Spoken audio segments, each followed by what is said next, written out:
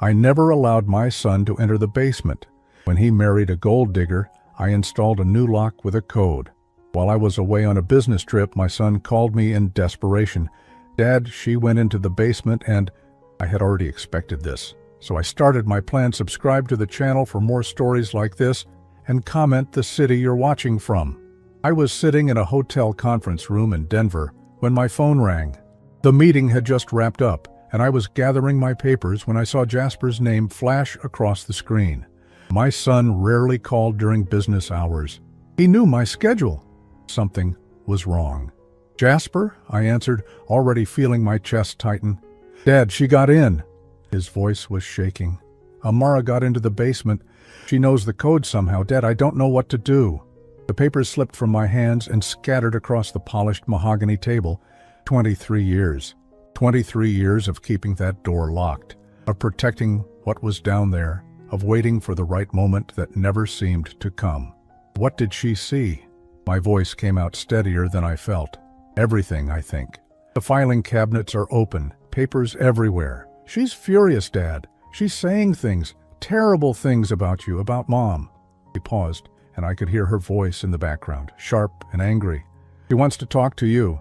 Don't put her on, I said quickly. Jasper, listen to me carefully. Is she still down there?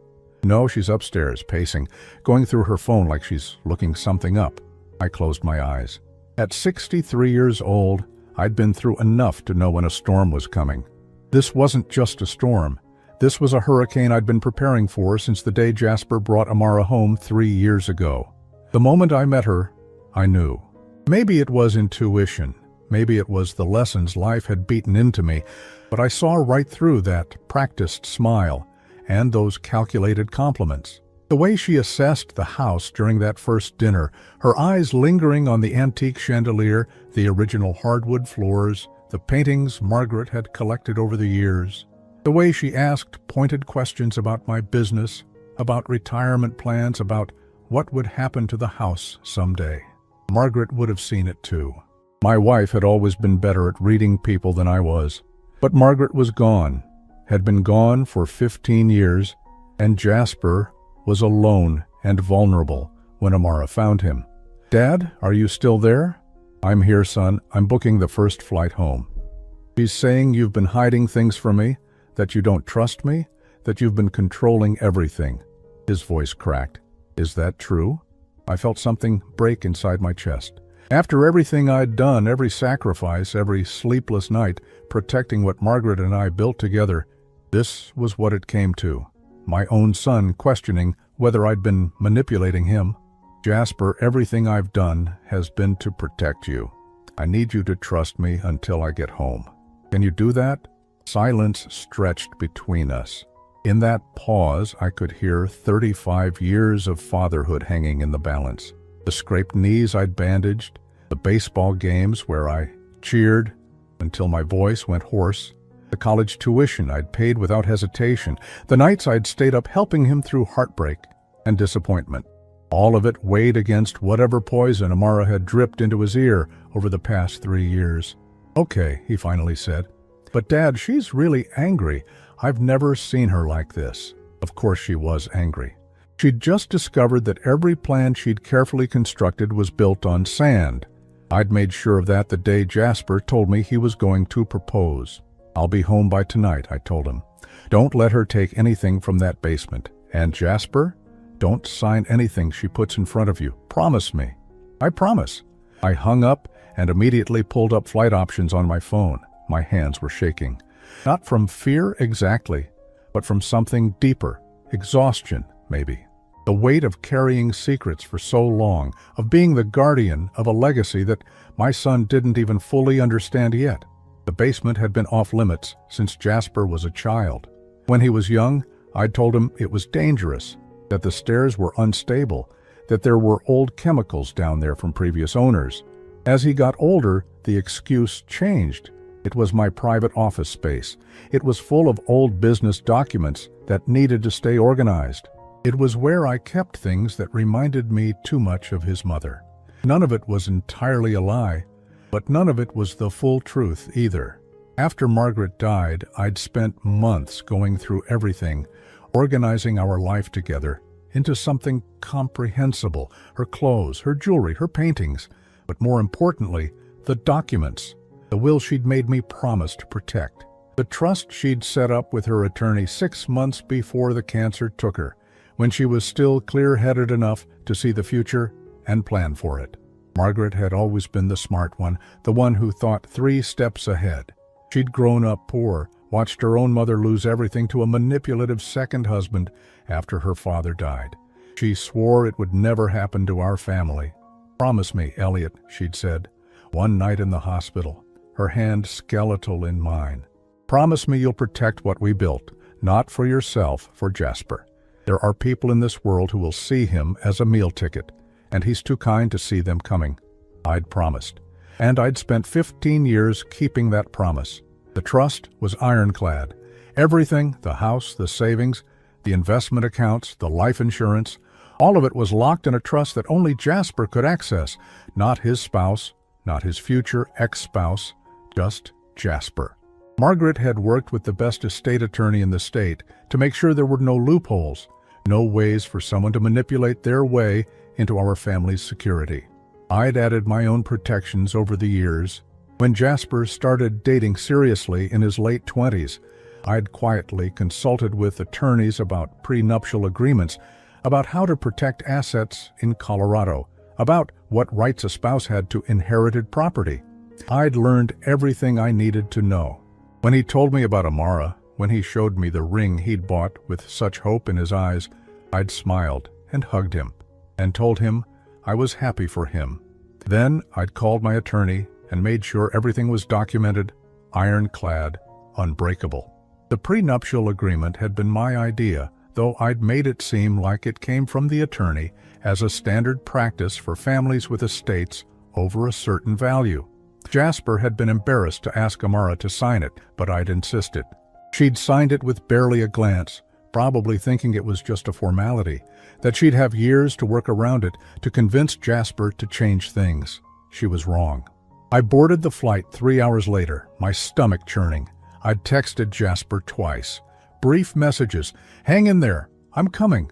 He'd responded with simple acknowledgments, "Okay, see you soon." During the flight, I couldn't stop thinking about Margaret, about how she'd seen this coming, how she'd protected our son even from beyond the grave. I wished she was here now, wished I could hear her voice telling me I'd done the right thing. But I was alone with this burden, just as I'd been alone with it for 15 years. And now, finally, the moment I'd been dreading and preparing for had arrived. Amara had opened Pandora's box, and there was no closing it again. The flight felt endless. Every minute stretched into an eternity as I stared out at the clouds, my mind replaying the past 3 years like a film I couldn't pause. I'd known something was wrong from that first dinner. Jasper had been 32 when he met Amara at some charity event downtown. He'd come home that week glowing, talking about this incredible woman who understood him, who made him laugh, who shared his interests. I'd been cautiously optimistic. My son deserved happiness. After a string of failed relationships in his 20s, he deserved someone genuine. Then I met her. Amara was beautiful, I'll give her that. 28 years old, with the kind of polished appearance that comes from expensive salons and carefully chosen clothes. She'd shown up to dinner in a dress that probably cost more than most people's monthly rent, heels that clicked authoritatively across my hardwood floors, her dark hair styled in loose waves that looked effortless, but certainly weren't. "Mr. Thorne, it's such an honor to finally meet you," she'd said, extending a perfectly manicured hand. "Jasper has told me so much about you and this beautiful home." The way she'd said home, with just a slight emphasis, had been my first warning. Throughout dinner, she'd been charming, asked about my business, about Margaret, about how Jasper had grown up. She'd laughed at my stories, touched Jasper's arm affectionately, and complimented everything from the roast to the china pattern. But I'd watched her eyes. They'd wandered constantly, taking inventory. When she thought no one was looking, she'd examined the silver candlesticks on the mantel, the Persian rug in the living room, the original oil paintings Margaret had loved. I'd seen her fingers brush against the marble countertop in the kitchen, assessing, calculating. After she left that night, Jasper had been euphoric. "She's amazing, isn't she, Dad? I think she might be the one." I'd smiled and told him to take his time, to really get to know her. Inside, alarm bells were ringing so loud I could barely hear myself think. I'd started paying attention after that. Really paying attention. 6 months into their relationship, Amara had started making suggestions. The house could use some updating, didn't Jasper think? The kitchen was so dated. The master bathroom could be completely redone. She knew a wonderful contractor. Jasper had mentioned it to me casually one Sunday when he'd come over for lunch. "Amara thinks we should renovate a few rooms. She's got great taste, Dad. You should see some of the designs she's shown me." She'd already inserted herself into ownership of a house she didn't live in, that belonged to a trust she knew nothing about. "The house is fine as it is," I'd said carefully. "Your mother and I chose every detail together. I'm not ready to change that." I'd seen the flash of irritation cross Jasper's face. "Dad, it's been 15 years. Don't you think Mom would want the house to feel current? To be functional for a new generation?" The manipulation was subtle but effective. She was using Margaret's memory against me, making me seem like I was living in the past, being unreasonable. And Jasper, desperate to please this woman he was falling for, couldn't see it. The suggestions had continued. Maybe Jasper should ask me about retirement plans. Was I thinking about downsizing? What would happen to the house if something happened to me? Had I updated my will recently? Every question came filtered through Jasper, delivered casually, as if Amara was just being practical, just thinking ahead. But I heard what she was really asking. When do I get access to the money? I'd deflected, changed subjects, kept my answers vague, and I'd called my attorney to make absolutely certain every document was sealed tight. When Jasper had told me he was going to propose, my heart had sunk. I'd seen the ring, a beautiful antique piece that had cost him $8,000 he'd saved carefully. I'd seen the hope in his eyes, the vulnerability of a man in love. "I'm happy for you, son," I'd said, hugging him, and I was. I wanted Jasper to be happy, to have the kind of marriage Margaret and I had shared. But I also knew Amara wasn't capable of giving him that. The wedding had been elaborate. Amara had insisted on a venue that cost $45,000, flowers that cost $12,000, a dress that cost $8,000. Jasper had struggled to pay for it, too proud to ask me for help. I'd given them $20,000 as a wedding gift, knowing most of it would go toward paying off wedding debt. Amara had kissed my cheek and called me the most generous father-in-law, but her eyes had been cold, calculating. $20,000 was nice, but it wasn't the real prize. The real prize was sitting in trust documents in my basement, and she had no idea yet that she'd never touch it. After the wedding, things had escalated. Amara had moved into Jasper's small condo, the one he'd bought with his own money from his job as an architect. Within weeks, she'd started complaining. It was too small. They needed more space. They should move into the family house with me. Think of all the room they'd have. Think of how much they'd save on rent and utilities. I'd shut that down immediately. The house stays as it is. When I'm gone, it'll be Jasper's to do with as he pleases, but while I'm alive, it's my space. I'd seen the fury flash across Amara's face before she'd hidden it behind a tight smile. "Of course, Dad, I understand completely." But she'd started working on Jasper differently after that. I'd overhear conversations when they visited. How I was getting older, how it wasn't safe for me to live alone in such a big house. What if I fell? What if something happened? She was patient, I'll give her that. She played the long game. My phone buzzed. A text from Jasper. "She wants to call you." Should I let her? I typed back quickly. "No, wait until I'm home. Don't engage." 3 dots appeared, then disappeared, then appeared again. Okay, I could feel Jasper pulling away already, confused and torn between his wife and his father. Exactly what Amara wanted. The plane finally landed at 7:43 p.m. I'd been gone for 3 days, and in that time, everything had changed. I grabbed my carry-on and headed straight to my car in long-term parking. The drive home took 32 minutes. 32 minutes of rehearsing what I'd say, how I'd handle this, how I'd explain 15 years of protection without sounding like the controlling Father Amara had probably painted me as. When I pulled into the driveway, both their cars were there. Jasper's sensible Toyota and Amara's BMW, the one she'd convinced him to co-sign a loan for 6 months after the wedding. A $48,000 car that he was making payments on. I sat in my car for a moment, gathering strength. Margaret's voice echoed in my memory. "You're stronger than you think, Elliot. Protect our boy." I grabbed my bag and walked to the front door. It opened before I could turn my key. Jasper stood there looking exhausted. His hair was disheveled, his eyes red-rimmed. My son, who rarely showed stress, looked like he'd aged 5 years in one day. "Dad," he said quietly. Behind him, Amara appeared. She was dressed casually, jeans and a silk blouse, but there was nothing casual about the way she carried herself.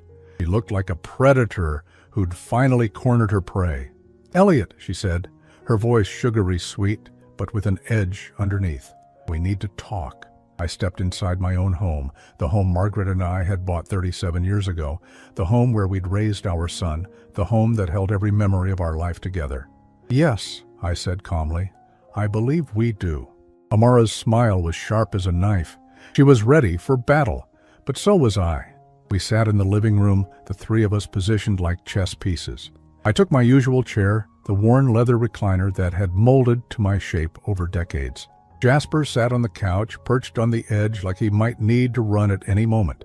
Amara claimed the other end of the couch, angling her body toward me, her posture perfect, controlled. "I'm going to be direct," Amara said, not waiting for anyone else to speak. "I found documents in the basement, documents about trusts and estates and legal protections that my husband knew nothing about." Jasper flinched at the word husband, at the way she wielded it like a weapon. "Documents that concern our family are kept secure," I said evenly. "That's why the basement has always been locked." "Secure from your own son?" Her eyebrow arched. "Or secure from me?" The question hung in the air. Jasper was staring at his hands, his jaw clenched tight.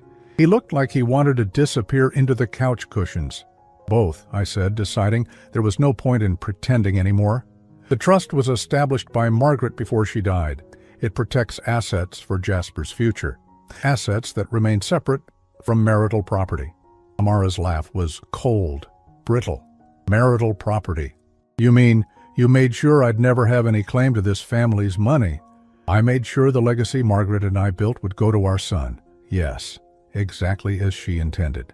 "Dad," Jasper finally spoke, his voice strained. "You should have told me about this. I had a right to know."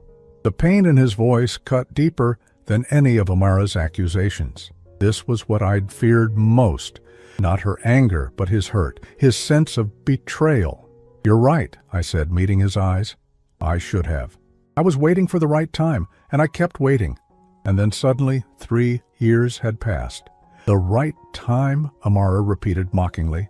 "Or were you waiting to see if I'd leave, hoping your son's marriage would fail so you could keep your precious control?" "I was waiting to see if you'd show your true colors," I said quietly. "And now you have." Her face flushed red. "My true colors? I love your son. I've stood by him for 3 years. I've put up with your cold shoulders and your barely concealed disapproval. I've smiled through every family dinner where you treated me like I was some kind of intruder." "You are an intruder," I said, and Jasper made a small sound of distress. "From the first dinner, you were calculating the value of everything in this house. You've spent 3 years trying to manipulate Jasper into getting access to money that isn't yours and never will be." "That's not true," Jasper said, but his voice wavered with uncertainty. Amara turned to him, her expression softening into something that might have been convincing if I hadn't seen the hardness underneath. "Jasper, honey, your father has poisoned your mind against me. He's been controlling you your entire life. Can't you see that?" "I can see perfectly well," I said. "I can see that 6 months after the wedding, you convinced Jasper to co-sign a loan for a car that cost $48,000, a car you picked out that you drive, that he makes payments on." Jasper's head snapped up. "How do you know about that?"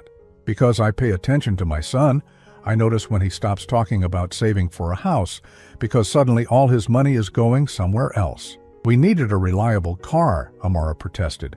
You needed a BMW? I kept my voice level, factual. Jasper, how much are the monthly payments on that car? He hesitated. $732. And how much were you paying for your Toyota before that? The one that was only 3 years old and ran perfectly? $285, he admitted quietly. So you're paying an extra $447 a month because Amara needed a luxury vehicle. I turned back to her. What else did you need? The designer furniture for the condo? The vacation to Cabo that cost $8,000? The remodeled kitchen that Jasper mentioned you wanted for this house? I was trying to build a nice life for us, Amara said, but her voice had taken on a defensive edge. You were spending money that wasn't yours and trying to figure out how to access money you'd never earned. I pulled out my phone and opened my email, finding the message I'd prepared before I left Denver. I had a conversation with my attorney today. He confirmed that the prenuptial agreement you signed before the wedding is completely valid and enforceable. Amara went very still. What prenuptial agreement? The one you signed 3 days before the wedding. The one my attorney walked you through. The one that specifies in clear language that all assets held in the family trust remain separate property, and that in the event of divorce, neither party has any claim to the other's premarital assets. I watched the blood drain from her face as memory caught up with rage. She'd signed it, barely reading it, probably thinking it was just standard paperwork. She'd been so focused on getting to the altar, on securing her position, that she hadn't paid attention to the details. You tricked me, she whispered. I protected my son. There's a difference. Jasper was staring at both of us like we were strangers. I don't understand. Amara, you knew about the prenup. We talked about it. I thought it was just formality, she said, her voice rising. I thought your father was just being careful. I didn't think he was trying to cut me out of everything. Everything that was never yours to begin with, I corrected. The house is held in trust. The investments are held in trust. My life insurance policy names Jasper as the sole beneficiary, with the payout going directly into the trust. Even if something happened to me tomorrow, you wouldn't see a penny. The silence that followed was suffocating. Jasper looked like I'd slapped him. Amara looked like she wanted to slap me. So that's it? Amara said finally. You've made sure that even if I stay married to your son for 50 years, I'll never be a real part of this family? You were never trying to be part of this family, I said.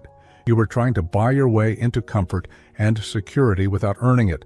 I've watched you for 3 years, Amara. I've watched you isolate Jasper from his friends. I've watched you create arguments between us over trivial things. I've watched you spend his money like it was water while you contributed nothing. I contributed nothing? Her voice went shrill. I gave up my apartment to move in with him. I've supported his career, gone to his work events, played the dutiful wife. You haven't worked a single day since the wedding, I pointed out. You told Jasper you were going to look for a job in marketing. That was 2 years and 8 months ago. Where's the job, Amara? She opened her mouth, then closed it. Jasper was looking at her now, really looking, and I could see the pieces clicking together in his mind. The excuses about interviews that never panned out, the promises to start sending out resumes, the reasons why she needed just a few more months to figure out what she really wanted to do. This is unbelievable, Amara said, standing abruptly. You've been investigating me, keeping tabs on me like I'm some kind of criminal? I've been watching someone who I suspected was using my son for financial gain, and everything I've seen has confirmed that suspicion. She turned to Jasper, her eyes wild.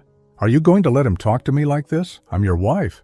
Jasper looked between us, his face pale. Amara, is it true? Have you not been looking for work?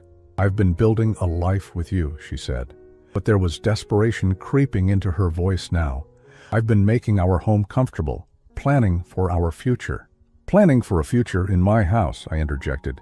You've brought it up at least a dozen times in the past year. How much more sense it would make for you and Jasper to live here. How I was getting older and needed help maintaining the property.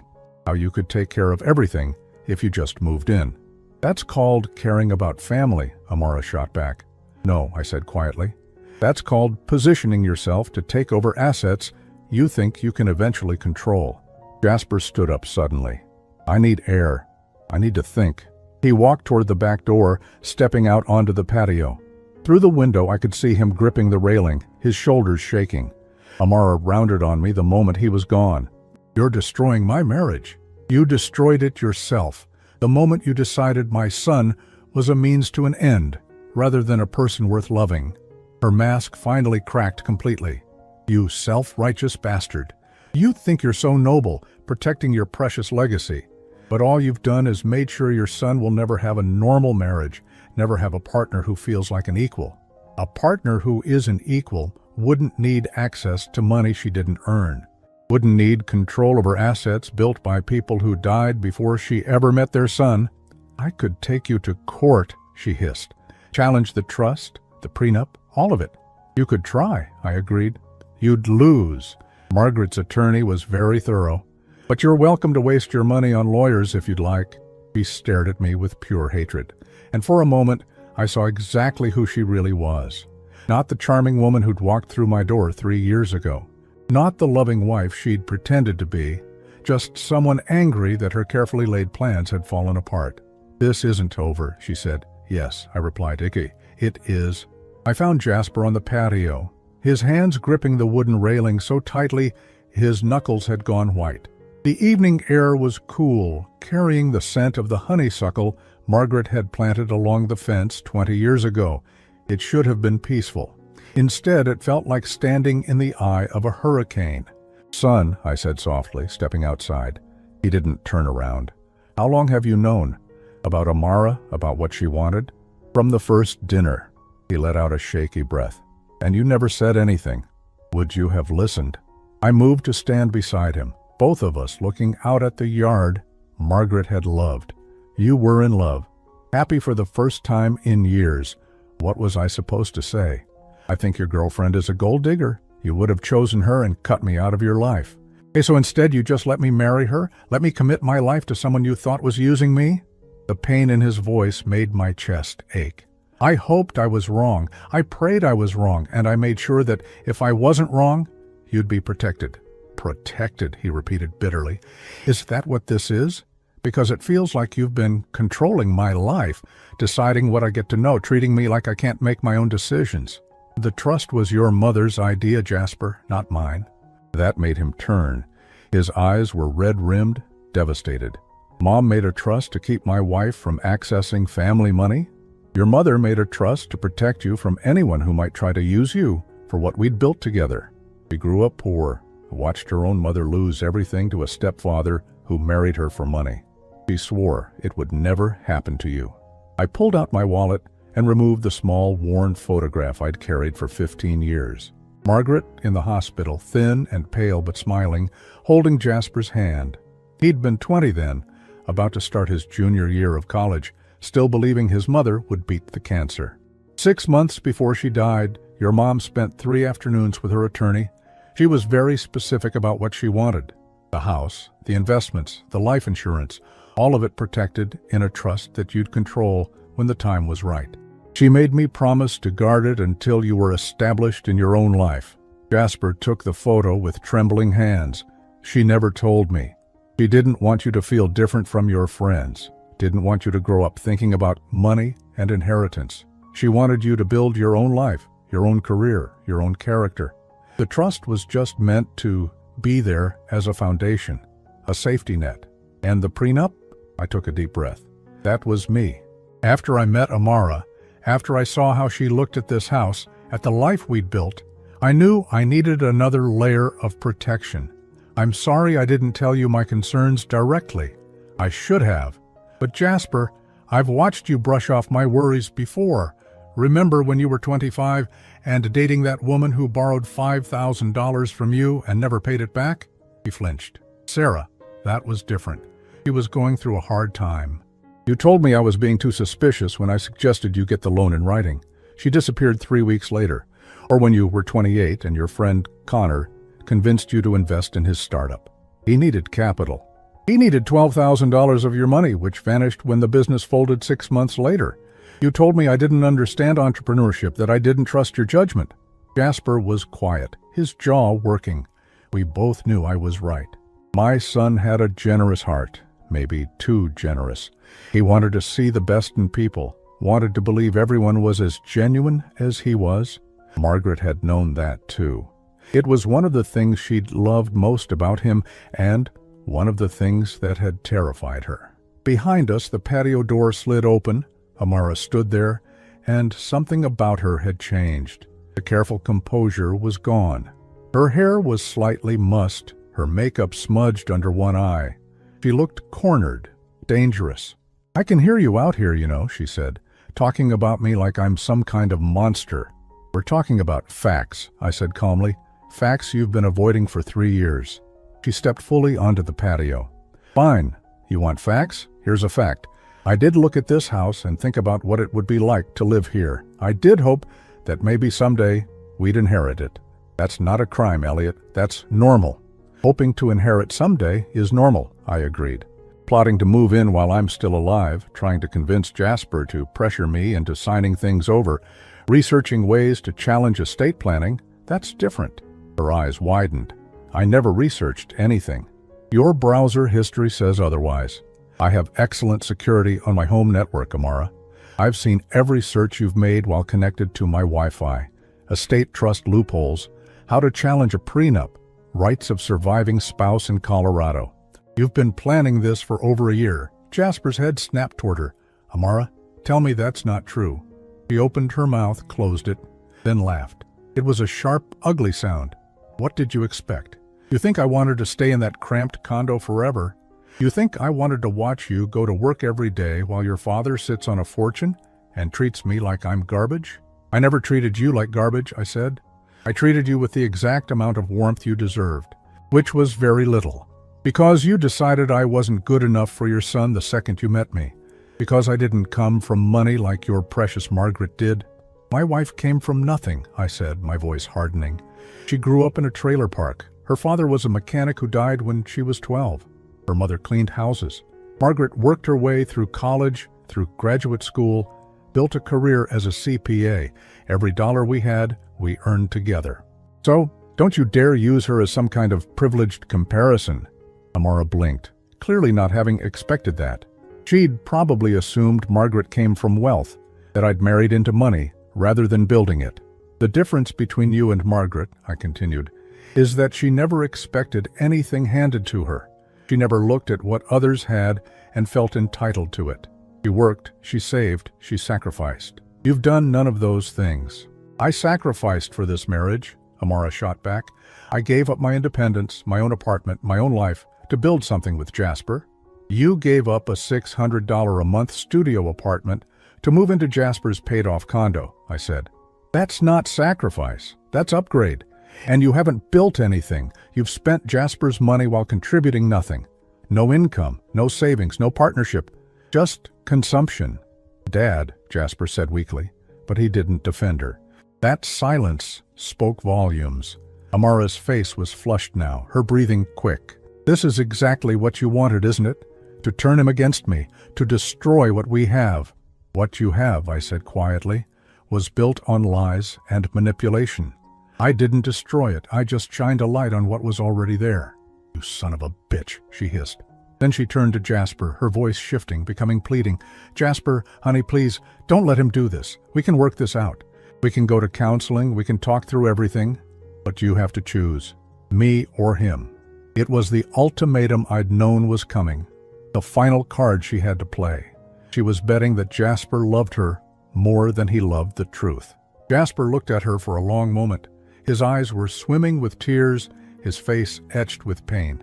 This was the moment where everything would change, and we all knew it. "When we first started dating," he said slowly, "you told me you worked in marketing, that you'd left your job because the company was toxic, and you were looking for the right fit. Do you remember that?" Amara nodded warily.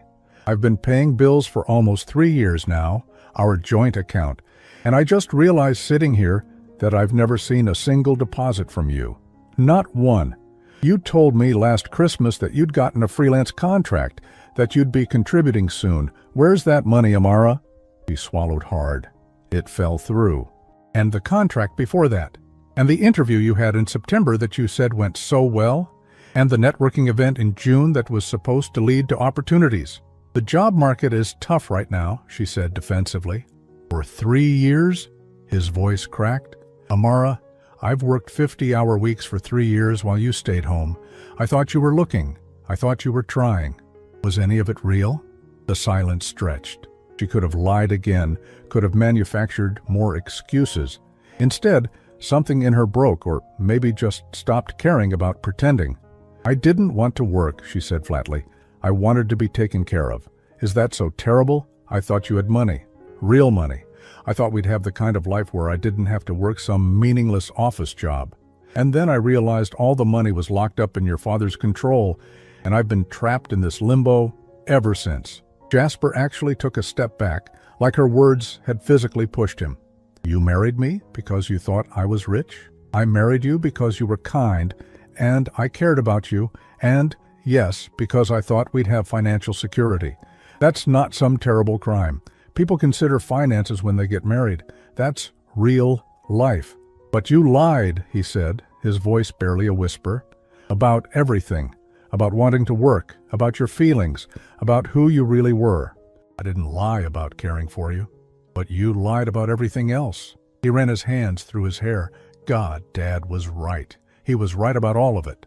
Amara's expression shifted from defensive to furious. "Fine, yes, your father was right. I wanted the money. I wanted this house. I wanted a life that didn't involve pinching pennies and worrying about bills. And I thought marrying you would give me that. Are you happy now? Is this what you wanted to hear?" The devastation on Jasper's face was almost too painful to watch. This was my son, learning that the woman he'd pledged his life to had been playing a role, had seen him as a means to an end rather than a partner. "I think you should leave," Jasper said quietly. "What?" "I think you should pack some things and leave. Go stay with your sister or get a hotel. I need you out of here so I can think." Amara's fury crystallized into something cold and calculated. "This is still half my home, Jasper. We're married. You can't just kick me out." "Actually," I said, "the condo is in Jasper's name only. He bought it before you met. You have no legal claim to it." Her head whipped toward me. "You looked that up too?" "I know every asset my son owns and how it's titled. That's not control, Amara. That's being a careful parent." "Wasteful." She looked between us, and for the first time I saw real fear in her eyes. She'd lost, and she knew it. "If I leave now, I'm not coming back," she said, a last desperate threat. Jasper met her eyes. "I know." The sound of Amara's suitcase wheels scraping across the hardwood floor echoed through the house like a death knell. It was 9:15 p.m., and I sat in the living room while Jasper stood in the doorway of his old bedroom upstairs, watching his wife pack 3 years of marriage into 2 bags. I heard her footsteps, quick and angry, moving from room to room. A drawer slammed, then another. She was taking her time, maybe hoping Jasper would crack, would tell her to stop, would take it all back. He didn't. When she finally came down the stairs, she looked nothing like the polished woman who'd sat across from me hours earlier. Her hair was pulled into a messy ponytail, her face blotchy and streaked with mascara. She dragged both suitcases behind her, refusing to look at either of us. At the door, she finally paused. "Jasper," she said, her voice hoarse, "I need money for a hotel. I don't have anywhere else to go tonight." He pulled out his wallet slowly and handed her 3 $20 bills. $60. The gesture was so small, so final. Not enough for more than a night or two at a cheap motel. She stared at the money in her hand like it was an insult. $60? After 3 years? "You have access to our joint account," Jasper said quietly. "There's about $800 in there. Take what you need." "What I need?" Her laugh was bitter. "What I need is for you to wake up and realize your father has poisoned you against me. But I guess that's not happening." She grabbed the doorknob, yanked it open. The cool night air rushed in, carrying the scent of rain. She stood there for a moment, silhouetted in the doorway, and I thought maybe she'd try one more time to manipulate him, to find some crack in his resolve. Instead, she just left. The door clicked shut behind her, and seconds later, we heard her BMW start up and pull away. The silence that filled the house was deafening. Jasper stood frozen in the same spot, staring at the closed door. I watched his shoulders start to shake, and then he crumpled, just collapsed onto the bottom step of the staircase, his face in his hands, and the sobs came. Deep, wrenching sounds that tore at my heart. I moved to sit beside him, and he immediately turned into me like he was a child again. My 63-year-old body folded around my 35-year-old son, and I held him while he broke apart. "I'm so stupid," he choked out between sobs. "I'm so stupid, Dad. How did I not see it?" "You loved her," I said simply. "Love makes us see what we want to see." 3 years of my life gone, wasted on someone who was just using me. "Not wasted," I said firmly. "You learned something about people, about yourself, about what you really want in a partner. That's not waste, son. That's life." He pulled back, wiping at his eyes with his sleeve. "You tried to warn me, not directly, but I could feel it, your disapproval. And I told myself you were just being overprotective, that you couldn't let go. But you saw her. Right from the start, you saw exactly who she was." "I've had more years to learn about people," I said, "and I had the advantage of not being in love with her. It's easier to see the truth when your heart isn't involved." He let out a shaky laugh. "Mom would have seen it too, wouldn't she? The first time Amara walked through that door, your mother would have had her number. Margaret had a sixth sense about people." Jasper leaned back against the staircase, exhausted. "Tell me about the trust. I want to know everything, no more secrets." So I did. We sat there on the stairs, and I explained every detail. How Margaret had spent those last months of her life planning for a future she wouldn't be part of. How she'd worked with her attorney to create something unbreakable, designed specifically to protect Jasper from the kind of person who'd see him as a paycheck rather than a partner. The trust holds the house, all the investment accounts Mom and I built together, and the life insurance policy. It's worth about $1.3 million total. Jasper's eyes widened. "That much? Your mother was very good with money. We lived modestly, invested carefully. The house alone is worth about $600,000. The rest is in diversified investments that have grown steadily over the years. And it all comes to me when? When I die, or when I choose to transfer control, which I was planning to do on your 40th birthday." I paused. "Your mother and I thought that was a good age, old enough to have learned about life, young enough to still benefit from financial security. So, 5 more years? That was the plan. But honestly, son, after tonight, I'm thinking we should sit down with the attorney sooner. You should understand exactly what you have, what it means, how to protect it going forward." He nodded slowly, processing. "The prenup Amara signed, would it have held up if we'd stayed married?" "Absolutely. It was airtight. Even if you'd been married for 50 years, the assets in the trust would have remained separate property. She could never have touched them." She must have been furious when she realized. That's why she broke into the basement. She'd been trying to figure out the code for months, I'm sure. Probably watching me punch it in, trying to guess the pattern. "What is the code?" Jasper asked. "Your mother's birthday, 032758, March 27th, 1958. His eyes filled with tears again. "Of course it was.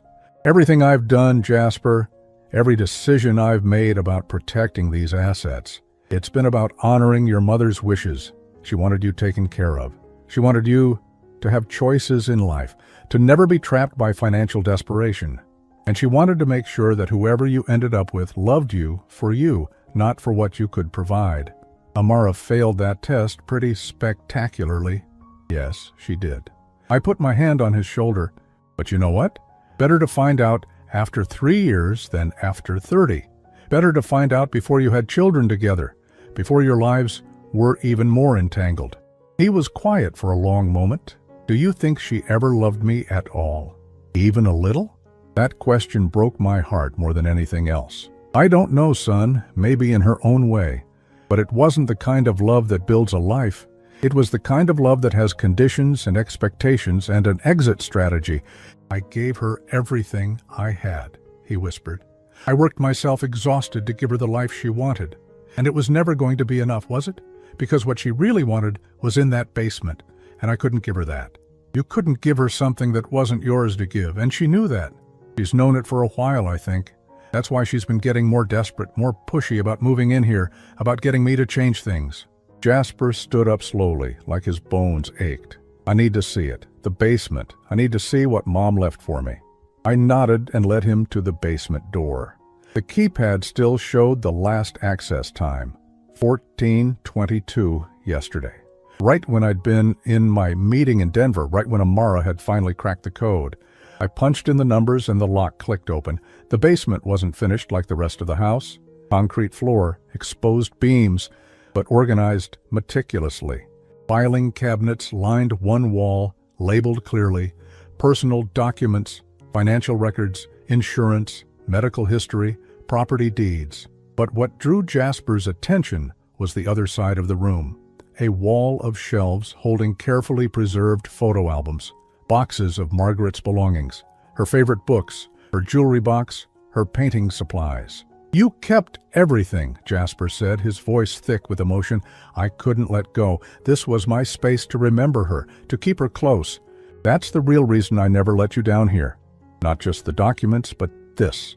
I wasn't ready to share it, wasn't ready to see you go through her things and relive the loss." Jasper walked to the shelves and picked up a photo album. He opened it to a random page, and there was Margaret, maybe 25 years old, laughing at the camera, her hair wild in the wind, young and healthy and full of life. "I forget sometimes what she looked like before the cancer," he said softly. "I forget that she was a whole person before she was sick.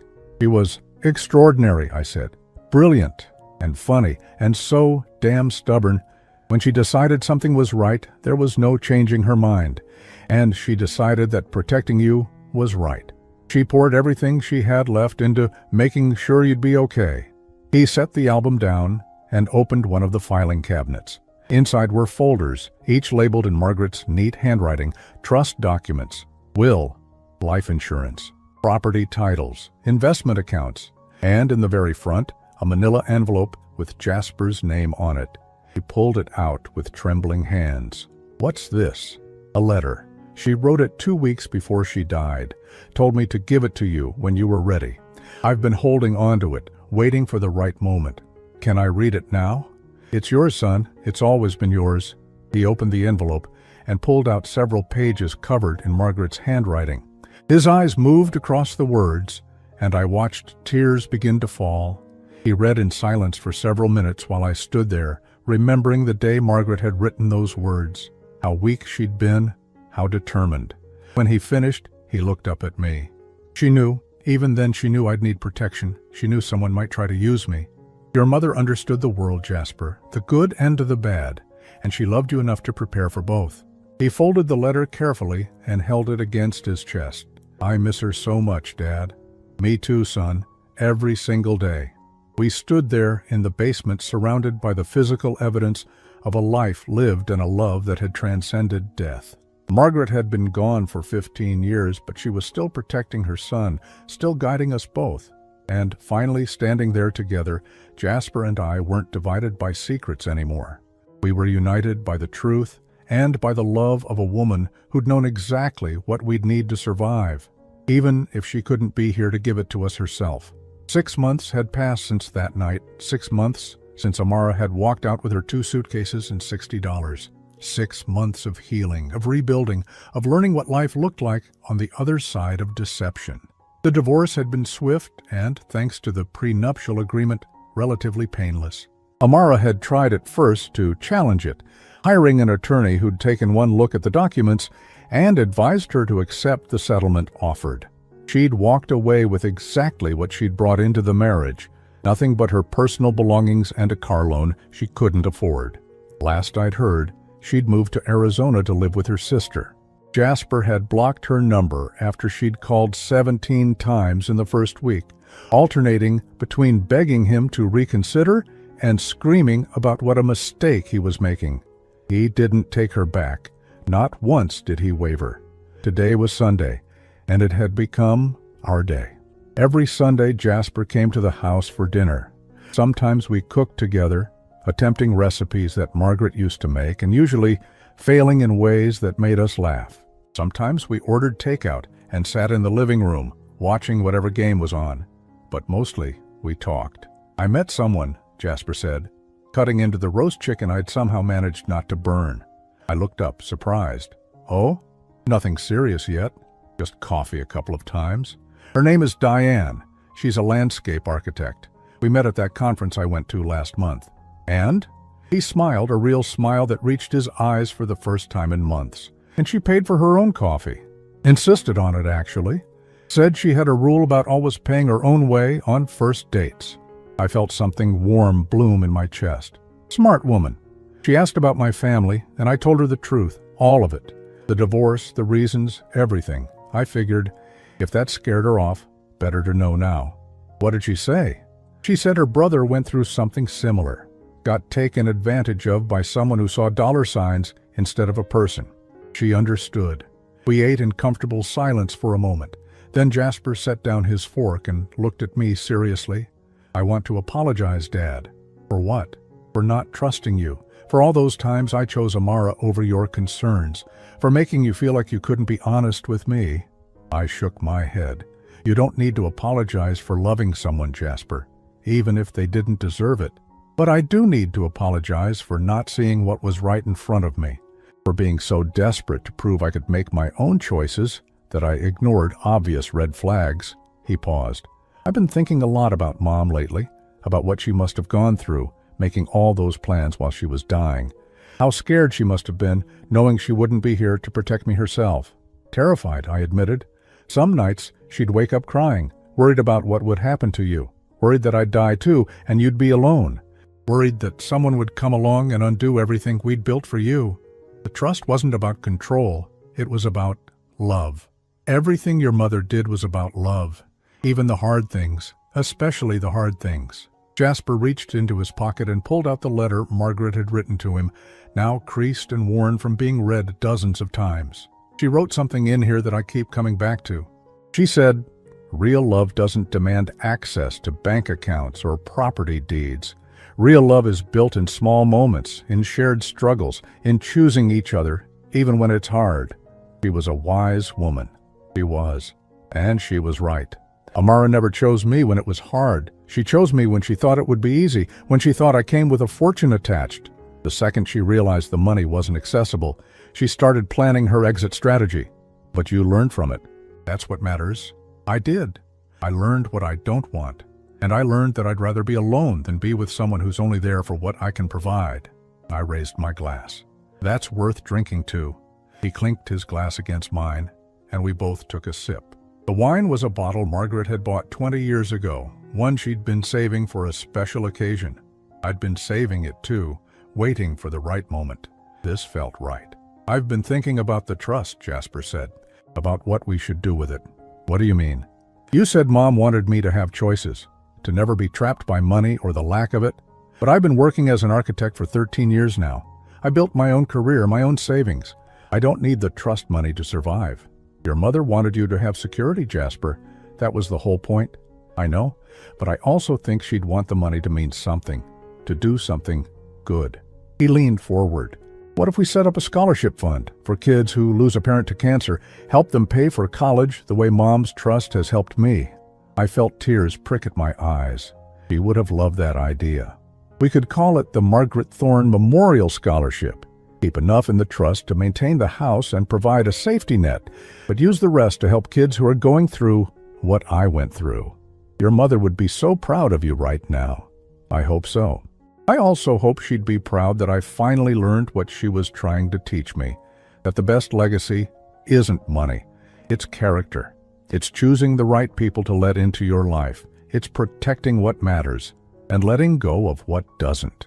We finished dinner and moved to the living room, where I showed Jasper the progress I'd been making on organizing Margaret's things. We decided together to go through the basement to sort what we wanted to keep and what we could donate. It was time to let some of it go, to stop treating that room like a shrine and start treating it like a connection to someone we loved. "I want to keep her art supplies," Jasper said, pulling out a box of oil paints. "Maybe try my hand at painting. She always said I had her eye for color. Take whatever you want. This is all yours now, son, not because of a trust or a legal document, but because you're her child. This is your inheritance, the real one." He looked around the basement at the carefully preserved pieces of his mother's life. "You know what the strangest part is? Amara spent 3 years trying to get access to money and property, and she never once asked about Mom. Never asked what she was like, what she cared about, what made her special. She saw the assets, but never the person behind them. That tells you everything you need to know about Amara. It does. He picked up a photo of Margaret holding him as a baby, both of them laughing at something off camera. This is what I want in my life, Dad. This kind of love. The kind that lasts past death. That builds legacies, not in dollars, but in memories and lessons and moments like this. You'll find it, I assured him, now that you know what to look for. As we locked up the basement that night, Jasper paused at the keypad. Are you going to change the code? I thought about it. No. I think I'll keep it as Mom's birthday. That way, every time I punch it in, I remember why all of this matters. Not the money or the property, but the love behind it. We walked upstairs together, and I made coffee while Jasper loaded the dishwasher, a routine we'd developed over these Sunday dinners. It felt normal, comfortable, like we were building something new on the foundation Margaret had laid for us. Dad? Jasper said, as he was getting ready to leave. Thank you. Yes, for what? For protecting me, even when I didn't want to be protected, for seeing what I couldn't see, for keeping Mom's promises, even when it meant I was angry at you. I pulled him into a hug. I'd do it all again in a heartbeat. After he left, I stood in the living room and looked at the photo of Margaret that I kept on the mantel. She was 35 in the picture, her smile bright and genuine, her eyes full of life. We did it, I told her quietly. He's okay, he's going to be okay. Suis. I could almost hear her response, that mix of relief and pride she always showed when one of our plans worked out. She'd been gone 15 years, but she'd never really left. She was in every protected asset, in every lesson Jasper had learned, in every Sunday dinner we shared. The trust had protected the money, but Margaret's real legacy was something no document could capture. It was the wisdom she'd passed down, the love she'd instilled, the character she'd helped build in her son. Amara had walked away with nothing because she'd never understood what really mattered. She'd seen the house, the accounts, the life insurance policy, and thought that was the treasure. She'd missed the real wealth entirely. As I climbed the stairs to bed that night, I felt something I hadn't felt in years: peace. Not just the absence of conflict, but the presence of something deeper. The knowledge that I'd kept my promises, that Margaret's love had transcended death, that our son was finally free to build the life he deserved. The basement door was locked, but what it protected wasn't really about money anymore. It was about memory, about honor, about a love story that had started 40 years ago and was still writing its final chapters. And in the end, that was the only legacy that truly mattered.